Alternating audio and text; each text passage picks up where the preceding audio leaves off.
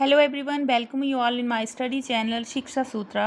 Dear students, आज हम कर रहे हैं क्लास 10th हिस्ट्री का चैप्टर 1 का 4th टॉपिक जो है the making of Germany and Italy. Very very important topic. इस टॉपिक से बहुत सारे जो क्वेश्चंस हैं वो एग्ज़ाम में पूछे जाते हैं, तो आप इसको ध्यान से देखें।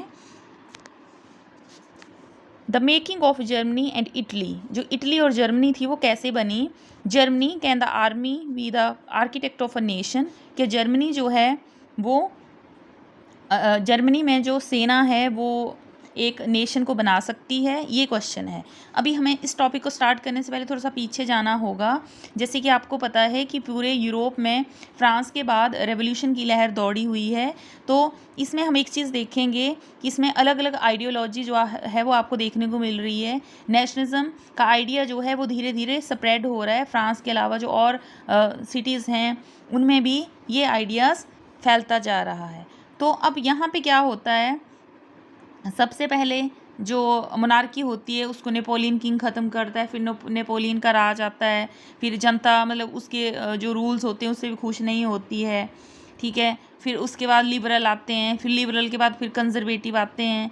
या आपने जैसे पीछे पढ़ा है तो कंजर्वेटिव जो हैं वो भी मोनार्की सिस्टम को वापस लाना चाहते हैं।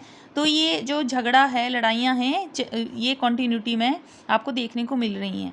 अब इसकी स्टार्टिंग हो रही है 1848, लिबरल रेवोल्यूशन फेल्ड। जैसे आपने देखा था कि 1848 में जो लिबरल थे उन्होंने एक रेवोल्यूशन किया था, वो फेल हो गया था। तो इसका फ़ायदा किसने उठाया था? जो भी कंजर्वेटिव थे।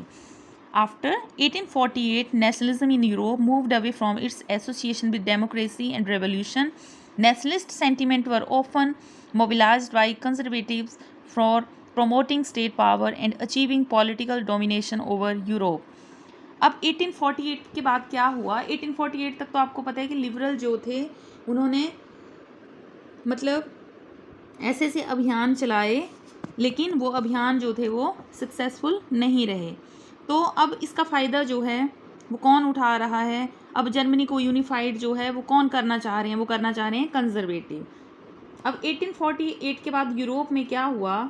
नेशनलिज्म जो है वो धीरे धीरे डेमोक्रेसी और रेवोल्यूशन से दूर जाना स्टार्ट होता है। मतलब इसका क्या है? नेशनलिस्ट सेंटिमेंट वर ऑफन, जो नेशनलिस्ट थे उनकी जितनी भी भावनाएं थी, सेंटिमेंट्स थे, वो अक्सर कंजर्वेटिव के द्वारा यूज़ किए जाने लगे। क्यों यूज़ किए जाने लगे? ताकि वो पावर को अचीव कर सके और पॉलिटिकल डोमिनेशन जो है वो पूरे यूरोप में फैल सके। मतलब उनको पहले तो क्या था कि जो कंजर्वेटिव थे उनको लगता था कि लड़ाई झगड़े करके ही हम क्या कर सकते हैं, पूरे यूरोप में फिर से मोनार्की को ला सकते हैं।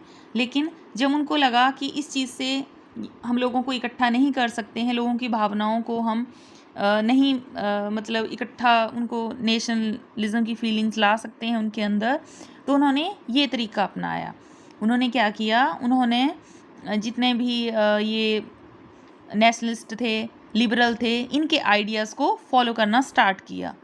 This can be observed in the process by which Germany and Italy came to be unified as nation state। और यह भी देखा जा सकता है कि जर्मनी और इटली का जो भी यूनिफाइड है वो नेशन स्टेट बने। As you have seen, nationalist feeling were widespread among middle class German who is in 1848 tried to unite the different region of the German confederation into a nation state govern by the election parliament. अब आपने देखा है कि जो भी nationalism की feelings थी वो मिडल जो क्लास जर्मन थे उस टाइम पे वो बहुत ज़्यादा फैली हुई थी।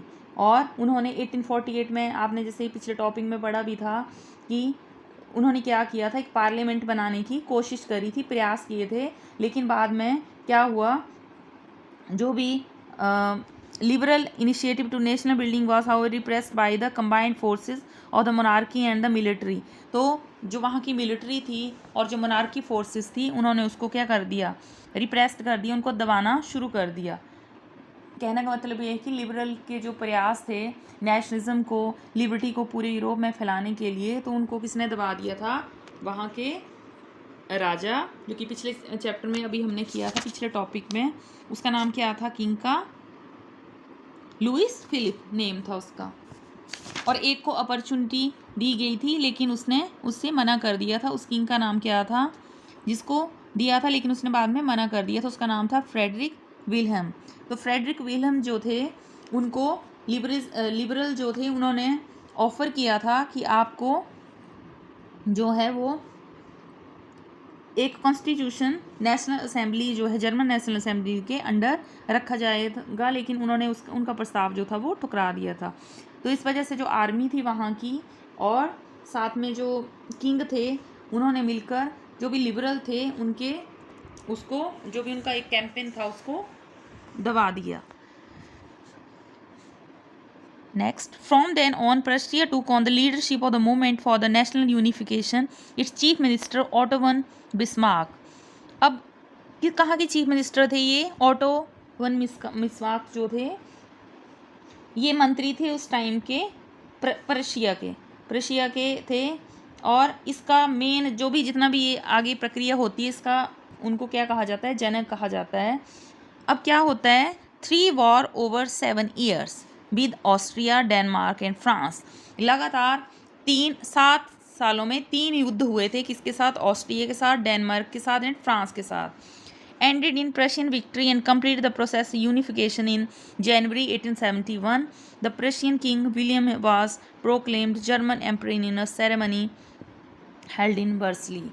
अब ये सारी चीज़ें क्या होती हैं? पर्शिया के जो राजा हैं उन्होंने एक प्लान किया होता है कि क्यों ना बाकी की जो उनकी नेबरिंग टेरिटरी हैं उनको भी अपने अंडर लाया जाए।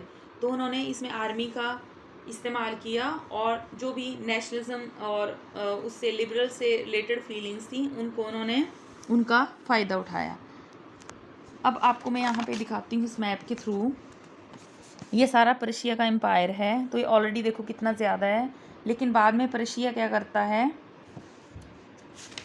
7 ईयर तक 3 बार युद्ध करता है। किस किस से? कौन कौन सी कंट्री बताई मैंने? Austria, Denmark and France.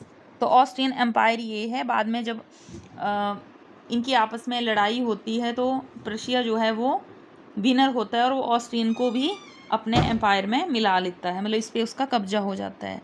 इसी तरीके से जो और एम्पायर होते हैं तीनों को अपने में वो मिला लेता है और इसी तरीके से क्या हो जाता है? Unification of Germany. तो पहले जर्मनी जो था इतना था, फिर ये सारे का सारा जर्मनी में ही कन्वर्ट हो जाता है।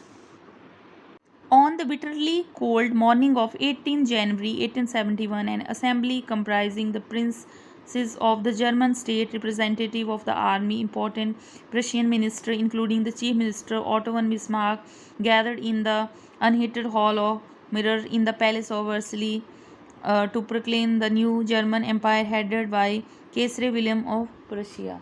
18 जनवरी 1871 की मॉर्निंग की बात है, जो कि बहुत ठंडी थी।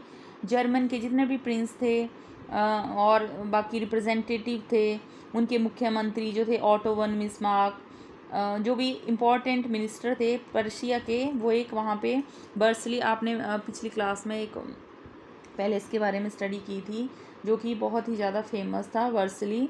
तो उसमें इनकी मीटिंग्स होती थी और इस मीटिंग में क्या डिसीज़न लिया गया कि पर्शिया के विलियम जो भी फर्स्ट विलियम थे वो क्या करेंगे? एम्पायर के हेड बनेंगे, केसर विलियम वन ऑफ पर्शिया। मतलब इस किंग ने ही पूरा योगदान दिया था जर्मनी की यूनिफिकेशन के लिए।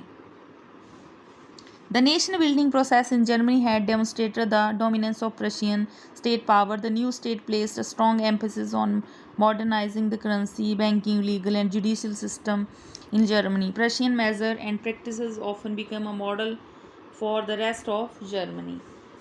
तो जर्मनी में जो भी नेशनलिज्म की प्रक्रिया थी वो पर्शियन एम्पायर को ही मतलब दर्शाती है।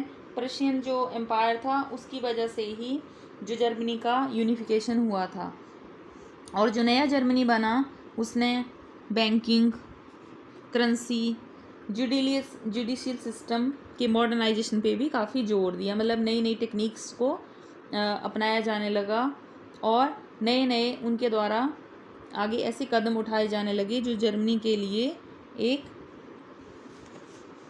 मॉडल बना।